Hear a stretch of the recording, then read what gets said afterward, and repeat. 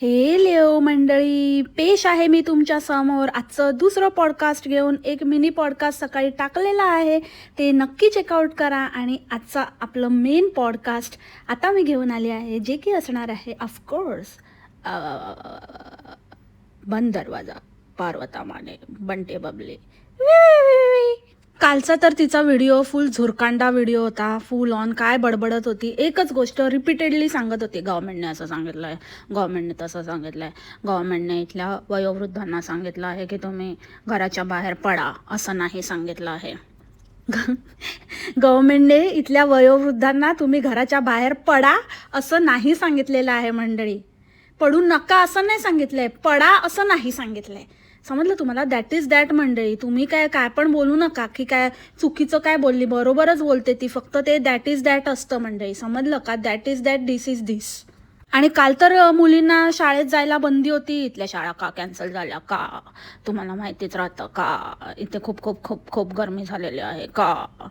तर इकडच्या स्कूल्सने सांगितलं की तुम्ही तुमच्या मुलांना घरीच ठेवा का, त्यांना गरमीचा खूप त्रास होतो का, ते आजारी पडण्याची शक्यता असते का, म्हणून आज शाळेत नाही गेल्यात त्या आणि ते शाळांना कॅन्सल झालेल्या आहेत. ओके मंडळी? आणि काल शाळांना कॅन्सल झाल्या होत्या आणि आज शाळेत गेल्या आहेत.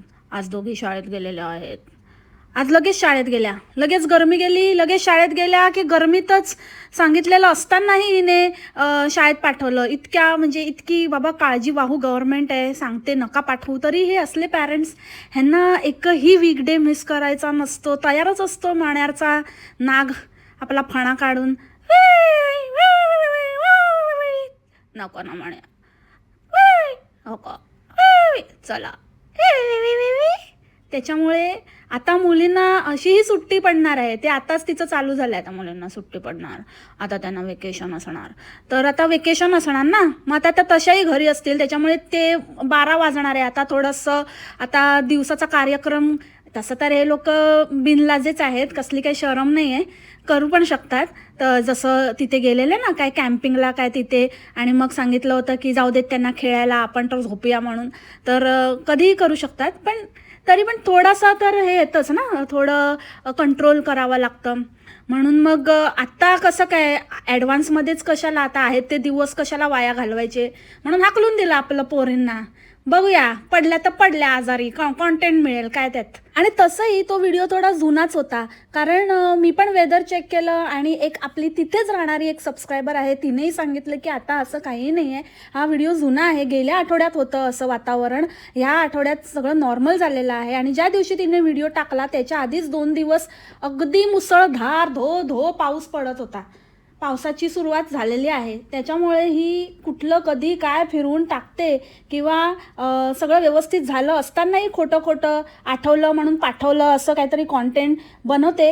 हे सगळ्यांना आता माहितीच झालं आहे, तुम्हाला आता माहितीच राहतं मंडळी.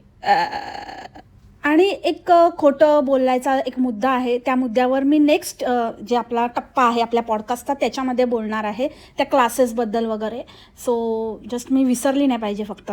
त्या फेरीला तर कॅमेरामनच करून टाकले, कारण हिच्यामुळेच ती एक्सपोज झाली. आणि ती एक्सपोज झाल्यानंतर जेव्हा हिला वाटलं की हिच्यामुळे आपल्याला अजूनच ऐकून घ्यावं लागतं आहे आणि ही आपल्या फायद्याची नाही ठरत आहे, उलट आपल्याला जास्त आपण ट्रोल होतो आहे हिच्यामुळे, तर त्यामुळे मग हिने तिला साईडलाईन केली, साईडला काढले, फेका काकूच्या तोंडाची फेरी तिला बाजूला करून टाकली. आणि आता मशाल मर्कटमॅन तोंडाची वेल्लालाही पुढे करते. पण बोंबडे, तू कोणालाही पुढे कर ग, एक ना एक दिवस त्या तुझी सच्चाई तुला दाखवूनच राहणार आहे आणि जगाला दाखवणार आहे. शेवटी मुली कोणाच्या आहेत? शेवटी तुमच्यासारखंच त्या वागणार ना, वेगळ्या कशा वागू शकतात? त्यामुळे तू कितीही दाखव, तुला असं वाटतंय की फेरीमुळे तू एक्सपोज होते, तर वेला त्याच्यापेक्षा 10 पट आहे, हे लक्षात ठेव. तिथं तुला तिथल्या तिथे आट्यावर मारते, आणि हेच तुला खरंच तुझ्या ना बाट्यावर पण मारलं पाहिजे. तुला असंच आट्यावर बाट्यावर सगळ्यावर मारलं पाहिजे. त्या काय ते तुझे ते वरांडाच्या काचेवर तुला आपटलं पाहिजे. बघूया फुटते का. मोठी अनब्रेकेबल काच लावली आहे, सगळं आपटून दाखवतेस ना. साबुदाणे वडे पण आपटून दाखवत होतीस. एक काम कर ना, एक फेकून मार ना, बघू ना तुटते का. आणि लोक कशाला पाहिजेत दगड लागायला किंवा चुकून लागायला? सांग ना जरा, तुझ्या पोरींना सांग ना, त्या की एक उचला आणि बघूया, आपण डेमो करून दाखवूया ह्यांना.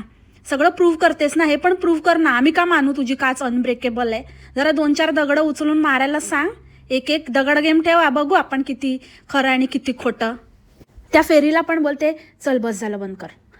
कसं म्हणजे इतके वर्ष हे लोक व्लॉगिंग करतायत. सेम म्हणजे यांचं पूर्ण खानदानी ज्या काही सवयी आहेत ना, सगळ्या सेम आहेत.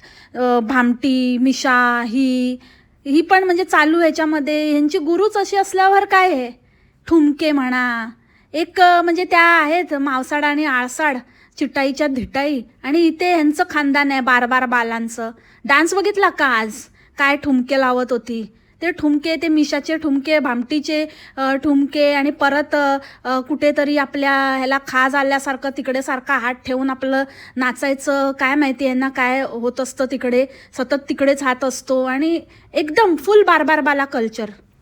हिला आणि भामटीला. आणि त्यात अजून एक सवय आहे की तोंड बंदच नाही ठेवायचं आपलं. तोंड असं काय काय लिरिक्स नाही बोलता येत तर आ ओ ई आ ऊ असं तोंड असं वेडावाकडं करत राहायचं. आणि गाणं तरी स्वतःला सूट होईल, स्वतःच्या परिस्थितीला सूट होईल असं तरी घ्यायचं. जग करतं म्हणून आपण पण करायचं. जाऊन सांगेल मी बापाला? कुठल्या बापाला? कुठे जाऊन सांगणार तू? जे आहेत त्यांना सांगायला पण तुला कोण उभं नाही करत आहे, चालली बापाला सांगायला. आणि जर जाणार असशील ना तर जा बाई, लवकर निकल ऑडियन. प्रत्येक वेळेला ना ती घाणेरडी सवय, नुसतं पाचे पाचे आ पच्चे पच्चे आ पच्चे पच्चे. सगळीकडनं ही बाई ना लिबलिबीत पचपचित, तोंडातनं पण ते पाच पाच पाच पाच. कसली मेलीला एवढी तोंडाला कोरड पडते मला कळतच नाही. पी ना पाणी, पी ना. ते काही इन्फ्युज वॉटर संपलं का? ओतलंच ते मळण्याच्या कशावर उरावर. पी ना जरा, पी ना, आणि जरा ठेव ना. ते घाणेरडे आवाज काढून दाखवू नकोस. आता येऊया वाटपौर्णिमेच्या पॉडकास्टवर.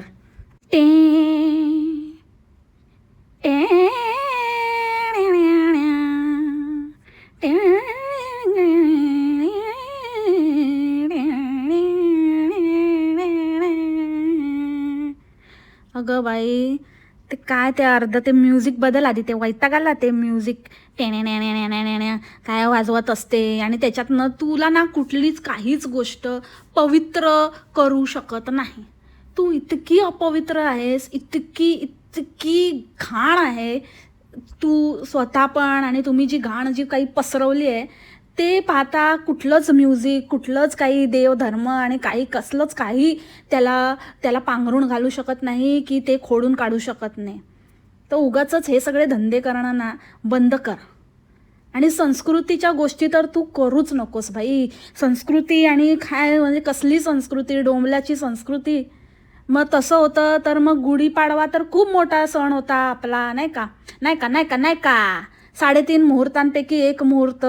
मग तेव्हा तर एकदम नवं घर होतं. मग तेव्हा का नाही बाई तू गुढीपाडवाला कुठे गुढी उभारली नाहीस, की काही टाक पुजलं नाहीस, की काही घरात नैवेद्य बनवला नाही?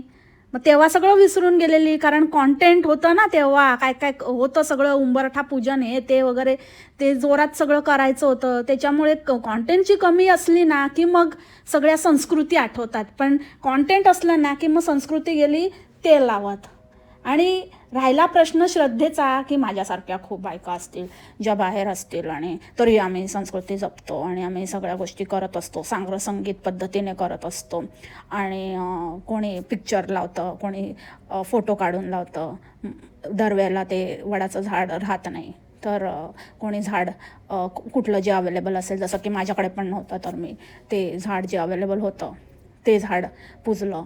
तर तसं श्रद्धा महत्त्वाची. शेवटी आपण आपली संस्कृती कशी जपतो, बाहेर राहून पण आपण संस्कृती कशी जपतो ते महत्त्वाचं. भाव महत्त्वाचे, भावना महत्त्वाची. अगं टवळे, आपली संस्कृती, हिंदू संस्कृती म्हणजे सगळ्यांना एकत्र घेऊन राहणं, एकत्र कुटुंब पद्धती. एकत्र नाही राहता येत आहे तरी सगळ्यांना समजून घेणं, सगळ्यांना बरोबरीने घेऊन राहणं, चालणं, पुढे जाणं, स्वतःबरोबर आपल्या आप्तांचा पण विचार करणं, आप्तेष्टांना पण पुढे घेऊन जाणं.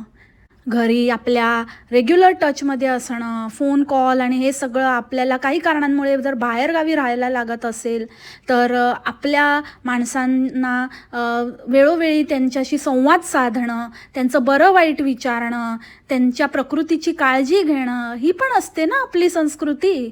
हे मेन आहे. हे देवाचं कोणी पाहिलंय ग? देव कोणी पाहिलाय? देव आहे का नाही आहे? देव तर चराचरात आहे. मग जे आपले आहेत त्यांना त्यांचे आशीर्वाद घेणं, त्यांच्याशी चांगलं वागणं, चांगलं राहणं, गोडीने राहणं, हे खरं संस्कृतीचं लक्षण आहे ना. जे आहेत त्यांच्याशी तर सगळं तोडून फोडून आपली फुगून आणि आपलंच मोठेपणा मिरवत बसली. आणि आता देवाला पूजून काय करणार आहेस? बापाची नाही होऊ शकली, आईची नाही होऊ शकली, बाकी तर आता सासरच्या मंडळींची तर जाऊच दे, भावांची नाही होऊ शकली, कोणाचीच नाहीस तू. फक्त त्या मण्यारची, ते सुद्धा तो तुला कधीही बोलेल ना, चल तुझं तिकीट टू फ्लक्झमबर्ग मीच आहे, आणि जर जास्त आवाज केला ना, इथून जाशील ना, तर कुठची नाही राहणार, तुझी हालत अशी झाली आहे. घरची ना दारची हालत आहे तुझी. कोण पण तुला कचरा उचलायला पण ठेवणार नाही. तुला ना असं कचऱ्यासारखं झाडून काढतील. ही लेवल आहे तुझी. त्याच्यामुळे तुला पर्याय नाही आहे त्याचं करण्यापेक्षा आणि त्याला रिझवण्याशिवाय. आजच मी एक जर्मन कोट ऐकला होता. सॉरी, माझा काही म्हणजे जर्मन वगैरे मला येत नाही, पण तो कोट मी आजच ऐकला होता, त्यामुळे बोलून दाखवते. पण जर ते काही प्रोनाऊन्सिएशन चुकतील तर त्यासाठी आधीच माफी मागते. तर ती कोट असा आहे, औसन हुई एनान फुई, म्हणजे बडी बडी बाते भीक मांगे खाते. तर तुझ्यासारखीने लांडीलबाडी करणाऱ्या बाईने बिलकुलच सांगू नये की संस्कृतीच्या गोष्टी आणि संस्कृती काय असते आणि कसं जपतो आणि काय, असं नागडा शो दाखवून संस्कृती जपते तू. मिडनाईट कम्फर्टवाला केक आणून संस्कृती जपते तू.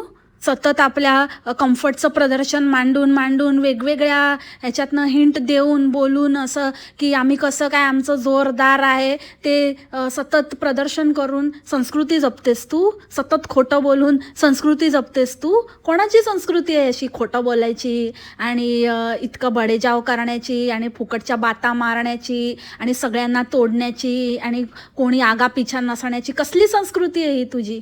आणि राहिला प्रश्न त्या पूजेचा, त्या वाटपौर्णिमेचा, तर त्याचा मतितार्थच तुला समजलेला नाही आहे.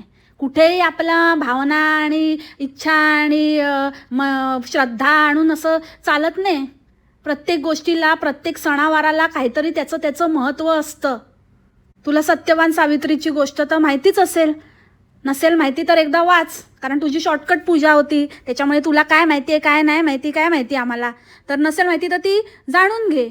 पण त्याचं सायंटिफिक रिझन असं आहे की वडाचं झाड हे सगळ्यात जास्त ऑक्सिजन देणारं झाड आहे, आणि त्यामुळे ऑक्सिजन आणि आपला जेव्हा श्वास थांबतो तेव्हा आपण ऑक्सिजन घेऊ शकत नाही. आपण ऑक्सिजन घेण्याची आपली क्षमता, आपली ऑक्सिजन लेवल ड्रॉप होते आणि आपला श्वास थांबतो आणि आपण मरतो. तर त्यामुळे ऑक्सिजन जास्तीत जास्त मिळावा किंवा आपल्या नवऱ्याचं आयुष्य, दुसऱ्या भाषेमध्ये नवऱ्याचं आयुष्य वाढावं, ह्यासाठी वडाच्या झाडाला पूजलं जातं.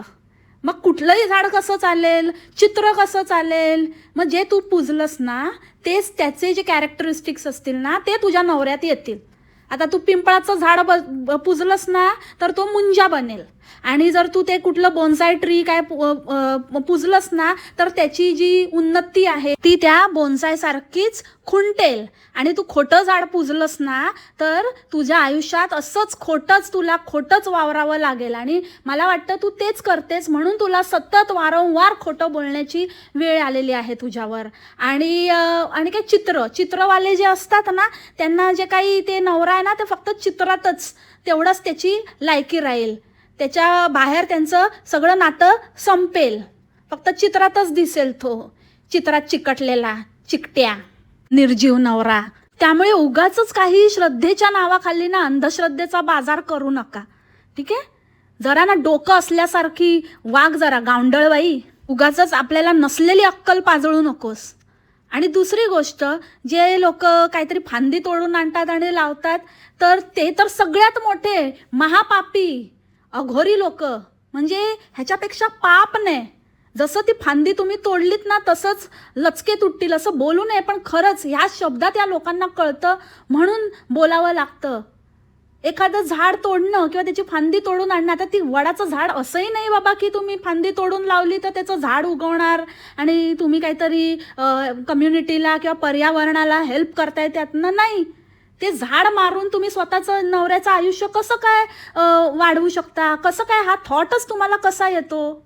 त्यामुळे हा सगळा मूर्खाचा बाजार आहे. मला असं वाटतं की जर तुम्हाला जर खरंच काही करायचं असेल ना तर आपल्या नवऱ्याला घेऊन कधीतरी दुसऱ्या दिवशी असं कधी वेळ मिळेल तेव्हा छान असं निसर्गरम्य ठिकाणी जा, झाडं लावा, वृक्षारोपण करा. त्या दिवशी स्पेशली एखादं वृक्ष तुम्ही एखादं रोप लावा. त्याने तुमच्या नवऱ्याचं आयुष्य, तुमच्या परिवाराला खूप खूप दुआ मिळतील, पर्यावरणाकडनं तुम्हाला खूप आशीर्वाद मिळतील आणि इतर लोकांकडनं पण, समाजातूनही खूप चांगली एक प्रेरणा तुम्ही साबित होऊ शकता. सो ह्या गोष्टी करा किंवा कधीतरी छान असं थंडगार वातावरणामध्ये वडाच्या झाडाखाली जाऊन आपल्या नवऱ्याला घेऊन बसा.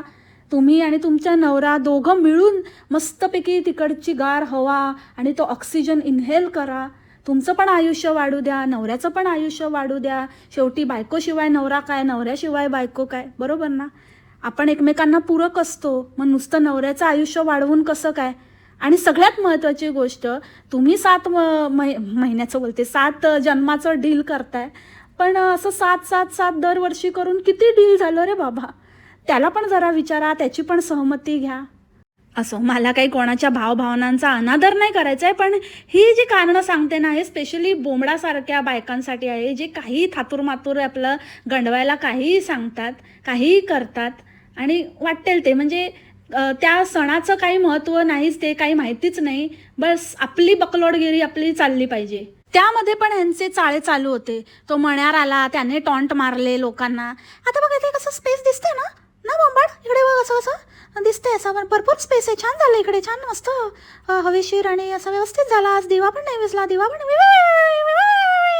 आणि जसं ती पाया पडली बस त्याचे हावभाव आणि त्याचं असं होतं की थोडा ऊपर आहे, थोडा स्वर्ग बेटा, थोडा ऊपर आ जाओ असं. आणि जसं वर ती उभी राहिली तसं लगेच झपाटलं निळू फुलेसारखा. शी घाणेरडा. आणि काय ती साडी नेसलेली आणि काय ते ब्लाऊजचं डिझाईन दाखवत होती आणि ते पफ स्लीव्ज हिच्या दंडावर बसत नव्हते दंडाधिकारीच्या, की मुद्दामून तसाच असा काय ते ऑफ शोल्डर असा ब्लाऊज वगैरे होता की काय, की असं मध्येच नागाला दूध पाहिजे झालं तर असा पटकन खेचायला. निळू फुले तर अंगात आलाच होता त्याचा. बिचारे निळू फुले चांगला माणूस होता, त्याला कॅरेक्टर असं मिळायचे, पण ह्याचं कॅरेक्टरच नाही आहे. हा आपला हा कॅरेक्टरलेस, अजिबातच चांगला नाही, थुकरड माणूस आहे. बस त्याचसाठी सगळं काही करत असते आपली.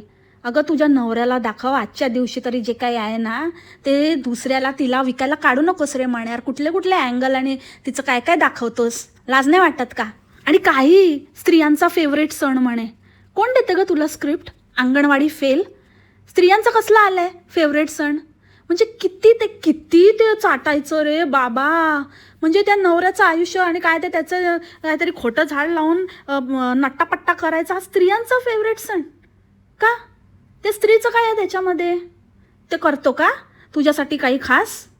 आमच्यासाठी तर आमचा ईच डे फेवरेट असतो. Each day is women's day. आणि राहिला प्रश्न या घराचा आणि आधीच्या घराचा, तर आधीच्या घरात आम्ही जेव्हा तुला म्हणायचो तेव्हा तर खूप छान घर होतं, नाही असंच नाही आहे आणि इथे असंच असतं. आणि म्हण्याने खूप मेहनत केली आहे, आम्ही दोघांनी खूप मेहनतीने हे केलं आहे.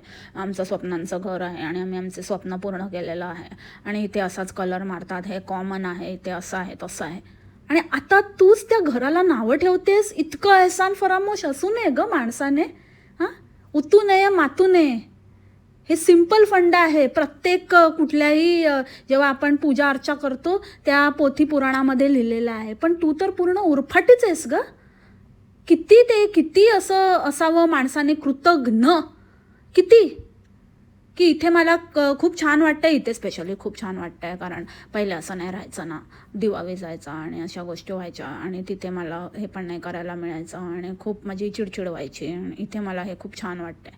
नाही वाटणार, नाही वाटणार, तुला कुठेच छान नाही वाटू शकत. कारण तुझी जी कर्मच अशी आहेत ना की तुला कुठेच शांती नाही लाभणार, कुठेच तुला समाधान नाही मिळणार. कितीही तुझ्याकडे पैसा, कितीही काही झालं ना तरीही तुझ्या चेहऱ्यावर ते 12 वाजलेले असणार. तो एक आयब्रो असा वाकडा करून असतेस ना, एक रंगवतेस ना, तसंच तुझं थोबाड नेहमीच रंगलेलं असणार. ही गॅरंटी आहे. त्याच्यासाठी ना तुला स्वतःचं वर्तन सुधारावं लागेल. जे काही तू घाण करून ठेवली ना ती साफ करावी लागेल, तरच काहीतरी होऊ शकतं. नाहीतर ह्या जन्मात तुझं शक्य नाही. आणि वास्तू तथास्तू म्हणत असते ना, तसंच ज्या वास्तूमध्ये उभं राहून तू पहिल्या वास्तूला ज्या प्रकारची नावं ठेवते त्या तुझ्या आत्ताच्या वास्तूला हे नक्कीच कळत असणार की बाबा ही बाई किती नीच दर्जाची आहे. ही आज त्या वास्तूला ज्या वास्तूने ती हिला भरभरून दिलं, ज्या वास्तूमुळे आज ही इथे आहे, आज ही भाषा करते, तर ही कोणाचीच नाही होऊ शकत. त्यामुळे हिला लायकीतच ठेवलं पाहिजे आणि ते घर तुला लायकीत ठेवूनच राहणार, तुला तुझी लायकी दाखवूनच राहणार, तुला परत भगतपुरीला पाठवूनच राहणार. भामटीच्या बाजूला तिच्या प्रिय नंदुबाईचे झोपडे.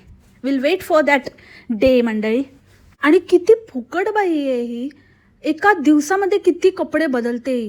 सकाळी हिने ती साडी नेसलेली हग्गू कलरची, त्यानंतर हिने काहीतरी ड्रेस घातला त्याच्या आवरावर, आणि ते सगळं जे काही डेकोरेशन आणि ते ना सगळं पकोडेबाईचं ढापलेलं.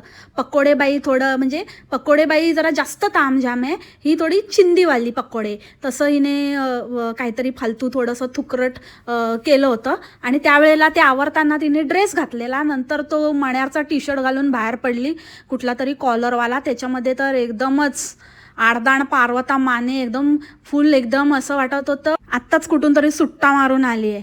कोणीतरी कॉमेंट केलेली की तिथे मी म्हणजे ॲस्ट्रे दिसतो का बघत असते. हां, त्यावेळेला मला ते स्ट्राईक नाही झालं. मण्यार तर नाही ॲस्ट्रे वगैरे, त्याचे शॉक वेगळे आहेत. त्याचं शॉक त्याला बायकांचा बैलवेडा माणूस आहे तो, तर त्याला हे असले सस्ते शॉक नाही आहेत, त्याला एकदम भारी भारीतले शॉक आहेत. तर त्याच्यासाठी दुसरं काहीतरी शोधावं लागेल. पण बोंबाडसाठी दिसू शकतो. बोंबाड एकदम झुरकेश्वरी आहे. So you can see or keep watch on that की तुम्हाला कुठे झुरका ट्रे दिसतोय का, ते ही जरूर यूज करत असेल. आणि मग तो टी शर्ट घालून काय बसलेली, आणि नंतर मग ते ज्ञान पेललं हिने, आणि नंतर मग झोपताना आणि काय वेगळं घातलं असेल, सोपं पडेल असं. डेफिनेटली एवढा डिफिकल्ट टी शर्ट घालून तर झोपली नसेल, तर किती कपडे बदलते आणि काय करते, अख्खा वेळ नुसता टाईमपास, फुकट बाई. आणि last but not the list, ते जे साबुदाणे वडे ते करत होती, तर म्हणे की माझी स्पेशालिटी आहे आणि ही पण माझी एक स्पेशालिटी. तुझी स्पेशालिटी मी दाखवली.